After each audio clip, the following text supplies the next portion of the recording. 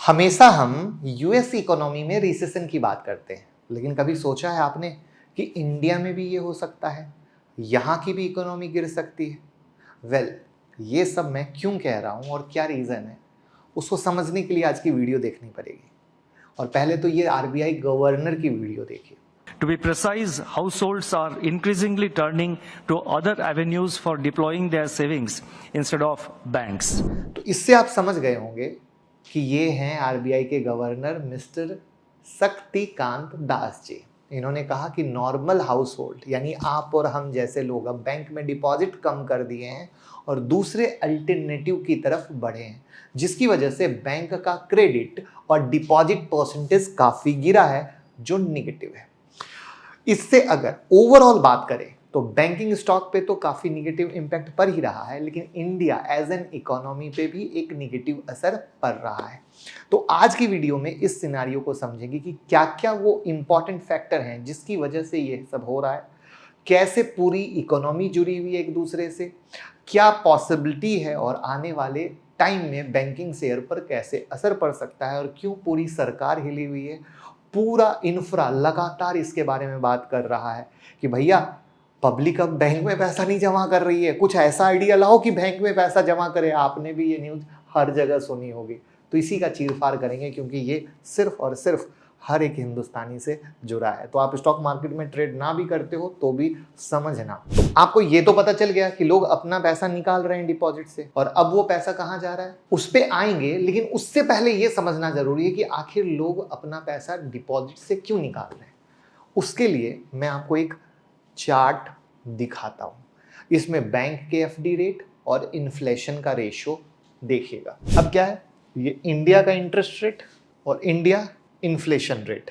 अब जो inflation rate है ग्रे कलर और India interest rate blue colour से है। अब अगर आप गौर करो तो क्या पाते हो कि भैया महंगाई बढ़ रही है और इंटरेस्ट रेट घट रहा है।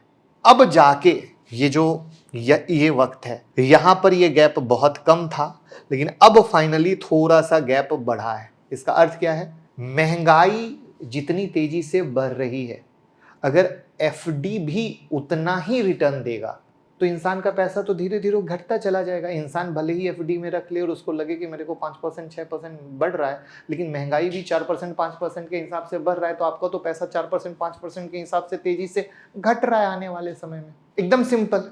तो यानी अगर महंगाई 5% से बढ़ रही है तो कम से कम आपका पैसा ऐसे जगह लगना चाहिए जहां से आपको 10-12% का मरी हालत में रिटर्न आए। मरी हालत में तभी आप सरवाइव कर पाओगे या आपका पैसा जिंदा रह पाएगा, चाहे आप कितने भी पैसे वाले हो।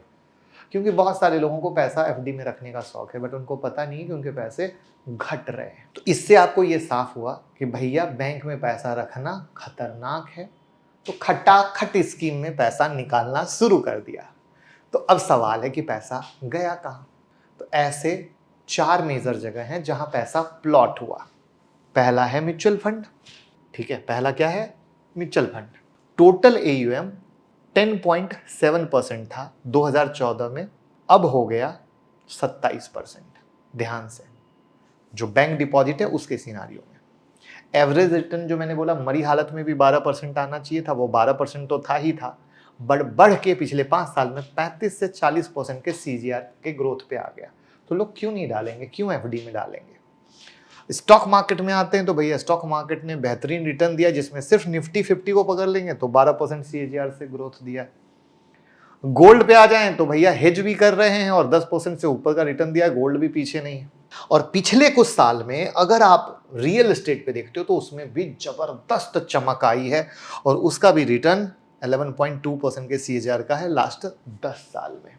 तो अब ये 4 जगह है जहां लोग पैसा लगा रहे हैं क्योंकि उनको सी और शॉर्ट पैसा बन रहा है। तो रीजन भी आपके सामने है, रिटर्न भी आपके सामने है, और सब जगह बैंक के इंटरेस्ट से ज्यादा रिटर्न। और इसीलिए कह रहा है बैंक वाले स्कीम निकालो, बैंक वाले स्कीम निकालो, यही तो बातें सुन रहे हो ना।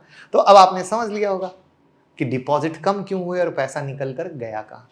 अब आते हैं इंपॉर्टेंट पार्ट पे, बैंक पे कितना बुरा असर पड़ रहा है। तभी तो आप स्टॉक मार्केट में जो इन्वेस्ट कर रहे हो, बैंकिंग शेयर में इन्वेस्ट कर रहे हो, और क्यों इंडियन इकोनॉमी खतरे में है जहां पर पूरा तंत्र बात कर रहा है वो समझिए। इसके लिए आपको बैंक का थोड़ा लेखा जोखा समझना होगा। बैंक का मेजर काम क्या है? आपसे और हमसे पैसा लिया और बदले में 5 से 6% का रिटर्न दिया, और उसी पैसे को कंपनी और बड़े कॉर्पोरेट हाउस को लोन की तरह डिस्ट्रीब्यूट किया, उनसे 9 से 10% कमाया। तो इसको बैंकिंग टर्म में कहते हैं क्रेडिट डिपॉजिट रेशियो। बैंक के रेट अलग अलग होते हैं, ठीक है, तो मैंने एग्जांपल से बता दिया। तो ये सब करके 2 से 3% बैंक बचाता है, और ये बैंक की मेजर इनकम है। इसको कहते हैं NIM, नेट इंटरेस्ट मार्जिन। पहले तो ठीक था, मान लीजिए आपको और मेरे लोगों को डिपॉजिट मिला के 10 रुपया है, तो बैंक सिर्फ 8 ही रुपया लोन लिया गया, क्योंकि पैसे ज़्यादा थे। लेकिन अब ये डिपॉजिट वाली कहानी आई है, तो क्या हुआ कि पैसे निकल रहे हैं, तो बैंक पर बुरा असर। अब सिचुएशन में क्या है, डिपॉजिट 8 रुपए का और लोन 12 रुपए का। अभी मोटा मोटा ऐसा कहानी हो चुका है, तो बैंक कब तक करेगा? अब यहां पर एक डेटा दिखाता हूं ध्यान से, डिपॉजिट और क्रेडिट का डेटा है। ऑरेंज हो गया आपका क्रेडिट और रेड हो गया आपका डिपॉजिट। अब समझिए आप, यहां पर ये जो रेशियो है, अभी तक क्रेडिट ज्यादा, 2023 में क्रेडिट ज्यादा, डिपॉजिट कम। एकदम देसी भाषा में मैं आपको बता रहा हूं, 2022 में क्या था, डिपॉजिट ज्यादा था, क्रेडिट कम था। यानी पैसे 23-24 में आओ तो पैसे कम जमा हुए और उधार ज्यादा बैंक ने बांटा, उधार यानी लोन ज्यादा बांटा। 2025 की तो भैया अभी शुरुआत ही हुई है, तो यानी ये जो कंडीशन है, तो बैंक कब तक कर पाएगी दोस्त, कब तक दे पाएगी? क्योंकि बैंक तो बेचारी कोई नोट प्रिंटिंग मशीन तो लगा नहीं रखी है। तो यहां पर आपने क्या गौर किया, डिपॉजिट घट गए और लोन तेजी से बढ़ गए। अब अगर ये डिफॉल्ट होने लग गए, जिन्होंने लोन लिया है तो बैंक की तो लगेगी, और जिनके पैसे डिपॉजिट हैं उनकी दगेगी, बराबर है। और अगर लास्ट 4 साल के रेट को कंपेयर करें तो आपको खुद समझ में आ जाएगा भैया मामला क्या है। ये है यहाँ पर 2020 से 2024 बैंक डिपॉजिट और क्रेडिट इमर्जेंस, जहां पर अगेन ब्लू डिपॉजिट और रेड क्रेडिट है, यानी क्रेडिट का आंकड़ा बहुत ऊपर है। एंड यही वो रीज़न है कि भैया सारा तंत्र लगा हुआ है कि भैया लोगों से पैसे डिपॉजिट कराओ। आप यहाँ भी फील करोगे, आपके पास बैंक से बहुत फ़ोन आते हैं, FD कराने का, ये कराने का, वो कराने का, भयंकर प्रेशर, राइट। यहाँ तक कि नौकरी से भी लोगों को निकाला जा रहा है टारगेट बेस्ड ना हो तो। इसको एक और डेटा से समझ सकते हैं, Kasa ratio, current and saving account का रेशियो। ये भी दिखाता है कि डिपॉजिट कितना है बैंक के पास, राइट, करंट अकाउंट। तो अभी वो डेटा देखिए, पब्लिक सेक्टर बैंक देख लीजिए और ये है प्राइवेट सेक्टर बैंक। अब कासा रेशियो में कहानी क्या है, येलो हो गया दिसंबर 2023 और रेड हो गया 2022। अब आप देखो कासा रेशियो कितना घटा है। अगर ईयर ऑन ईयर ले लें तो धमाका घटा, यानी डिपॉजिट कम है। तो मैंने पूरा चीरफाड़ कर दिया। आप जितना चीरफाड़ जैसे देखना चाहो, क्योंकि आप समझ पाओ कि ये मामला बहुत तेजी से बहुत बड़े स्केल पे बढ़ रहा है। और आप खुद में देखो ना, अब आप बैंक में कहाँ FD रख रहे हो। तो अब सवाल है कि ये चीज़ पूरी इकोनॉमी को कैसे तबाह कर सकती है, कैसे संकट ला सकती है। उसको समझते हैं इसी प्रॉब्लम से जो अभी बड़ी होती जा रही है। मान लीजिए बैंक के पास डिपॉजिट कम होते चले गए, उनके रिजर्व खत्म होते गए और वो लोन नहीं दे पा रही है। आप बैंक के पास गए, आपने कहा मेरा सिविल अच्छा है, मुझे 20 लाख का लोन चाहिए, और बैंक आपको मना कर दे कि भैया हमारे पास देने के लिए नहीं है। तो अब ध्यान से समझिएगा, बैंक ने मना किया तो आप जैसे कितने लोग होने जा रहे हैं जिनको लोन नहीं मिलेगा।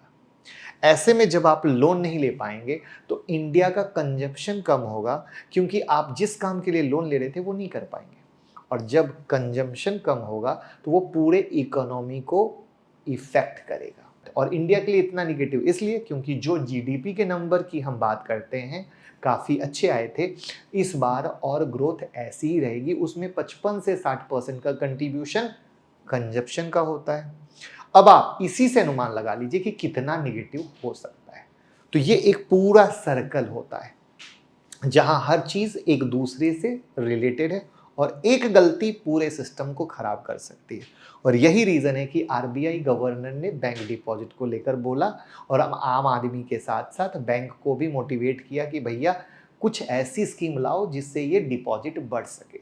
तो ये था भैया पूरे एक इंडस्ट्री का ओवरव्यू, इकोनॉमी की एनालिसिस कैसी लगी, जहां से भैया ये देखना ज़रूरी होगा आने वाले क्वार्टर्स में बैंक कैसे डिपॉजिट बढ़ा पाते हैं। क्योंकि किसी भी सूरत में अब वो बैंक परफॉर्म करेंगे जो अपने कासा रेशियो पे सबसे बेहतर काम करेंगे।